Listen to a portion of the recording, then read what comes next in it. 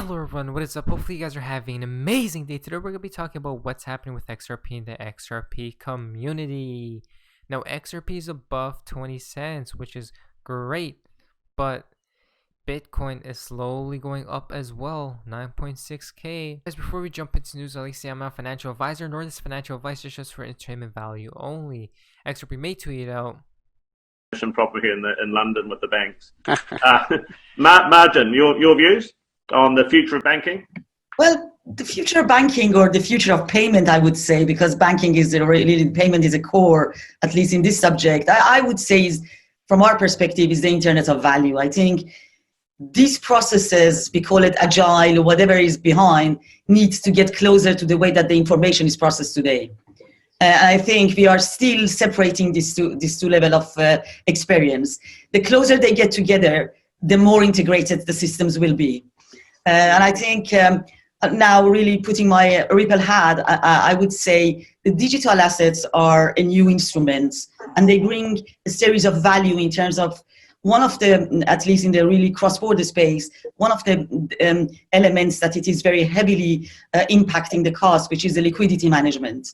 And there are ways that you can use these instruments in improving actually the way that the liquidity is happening, so you can source on-demand liquidity. So I would say yes. And to be honest, I think in the next 5 years, with the way that now regulators are looking at the blockchain or more, let's say, digital assets, I think that probably out of 20 top banks in the world, 10 will hold or trade digital assets in the next coming years, next 5 years. Thank you. That's awesome. And Janet, to you. global head of banking at Ripple. In the next 5 years, half of the top 10 banks in the world will hold or trade digital assets. This comes from Boy XRP. Look at the charts. XRP, your currency, and Bitcoin are kind of moving very tightly correlated to one another. So what does that do to your story and the ability to sign up institutions like banks for using this for what they hope will be a stable platform? I think it's an important question. And I think from the earliest days, Ripple kind of staked out a space that said, look, we're not anti-government. We're not working against the banks. We're not trying to circumvent regulation. Instead, we're trying to work with the system. We think the blockchain revolution is really happening, can happen from within the system. It's not going to be attacking the system. So I think you're also right that there is a lot of correlation right now between the entire crypto digital asset market, and you're not seeing that differentiation. I think that's just a matter of time as people better understand the different use cases, as people better understand the utility and the problem that's being solved with these different digital assets. There's obviously been a lot of noise, a lot of hype, and I think it's incredibly important that we stay grounded in, like, what's the real problem? Who's the customer? What's the value being created by solving that problem for those customers? So again, not trying to attack banks or governments, but working with them. And what is Bitcoin trying to do? Next it comes from Gem Crypto. Why the whole banking system is a scam. We have already seen this video, but let's watch it once again. Commissioner, Mr. President, I rise again, I'm afraid, to make the same old hoary speech that I've been making here for several years, and that is, it is my opinion that you do not really understand the concept of banking. All the banks are broke. Bank Santander, Deutsche Bank, Royal Bank of Scotland, they're all broke. And why are they broke? It isn't an act of God. It isn't some sort of tsunami. They're broke because we have a system called fractional reserve banking, which means that banks can lend money that they don't actually have. It's a criminal scandal, and it's been going on for too long. To add to that problem, you have moral hazard, a very significant moral hazard from the political sphere. And most of the problem starts in politics and central banks, which are part of the same political system. We have counterfeiting, sometimes called quantitative easing, but counterfeiting by any other name. The artificial printing of money, which if any ordinary person did, they'd go to prison for a very long time. And yet governments and central banks do it all the time. Central banks repress the amount of interest that rates are, so we don't have the real cost of money. And yet we blame the real retail banks for manipulating LIBOR. The sheer effrontery of this is quite astonishing. It's central banks that manipulate interest rates, Commissioner. And plus, underneath all this, we talk loosely, in a rather cavalier fashion, do we not, about deposit guarantees. So when banks go broke through their own incompetence and chicanery, the taxpayer picks up the tab. It's theft from the taxpayer. And until we start sending bankers, and I include central bankers and politicians, to prison for this outrage, it will continue. Grazie per il gruppo. We could see that lots of them are disappointed by his speech. Actually comes from Notorious XRP. Assets to improve cross-border payments, taking payments from, say, 2 to 4 days down to a few seconds at a much lower cost. Looking at the token taxonomy topic, I want to expand the lens out some from ICOs to broader crypto. It's a broader world than just ICOs, and the importance of looking at this entire sector. So we see recognition globally that blockchain and crypto assets will play a pivotal role in the next generation of finance and our national economies.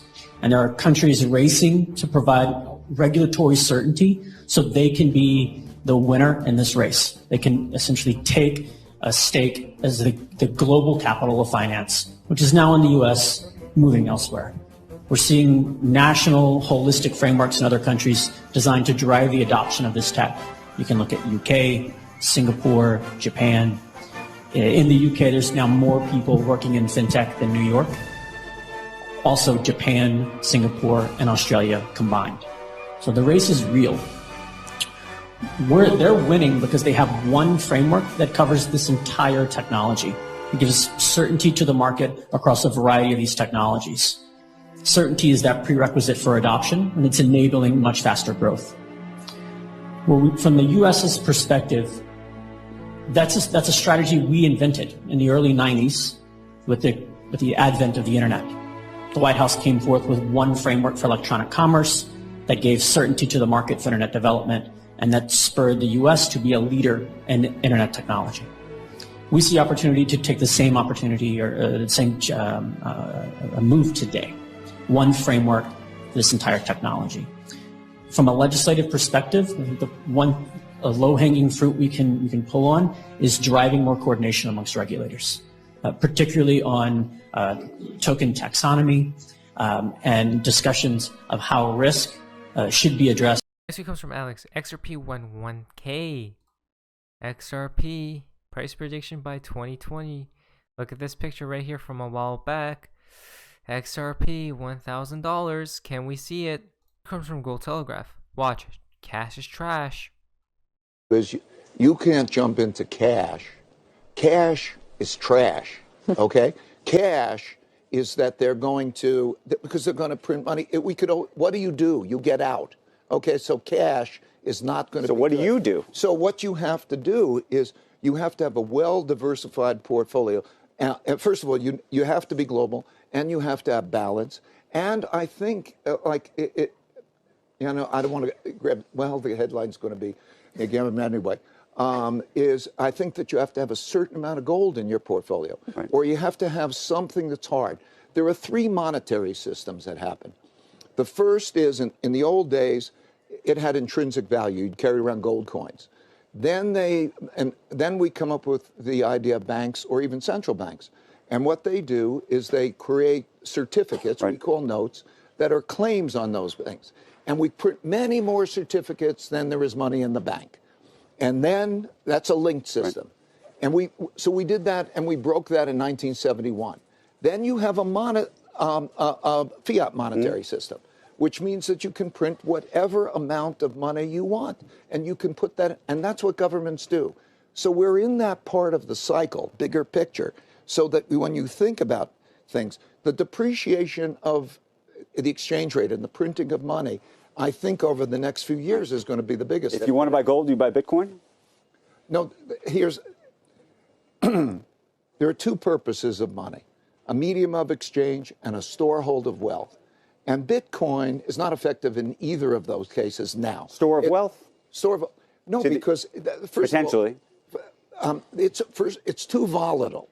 Because of the volatility, you can't go next to it. Someday when I would say Libra or something which has more stable value, has got more potential. But also, who's going to do the buying? Central bankers and others. What are they going to hold as reserves? What has been tried and true? Are they going to hold digital Bitcoin? They're going to hold gold. That is a reserve currency, and it's been a reserve currency for 1,000 years. I don't want to. I know this. There's the gold point of view again. I think you have to have a certain amount of gold in your portfolio. So gold again. The gold topic. Now guys, we're into the fun part of XRP and the XRP community. Reborn tweet out. Is tomorrow the day we fly high above the fray? From the chaotic waters below, is it time for the show? Mr. Pool 15. 15 again. There's the light, and then there's the light, there's a light. So it's all connecting. There's the 15th. So is that tomorrow? It's like tomorrow. Who knows what's going to happen, honestly. Next week comes from Rom the Weird. You will see this in distant future. Swift no more. Swift runs on Ripple. Those are choices. Swift runs on Ripple. It comes from XRP Hodl. Latest post by Mr. Pool. Now you guys can pause the video and take a deep dive look at this picture because this really connects. Next comes from Baba Cooks. Dear XRP community, God has blessed you with the chance for people worldwide to purchase XRP for free. The Mayflower will soon head into the storm. I hope you are ready. This is going to be exciting. Soon head into the storm. Into the storm. Who knows? Who knows? Now Mr. Pool has tweeted a couple things as well. We can see here number 1. Look closer. The pattern will emerge. And then the final two for today's video, again from Mr. Pool.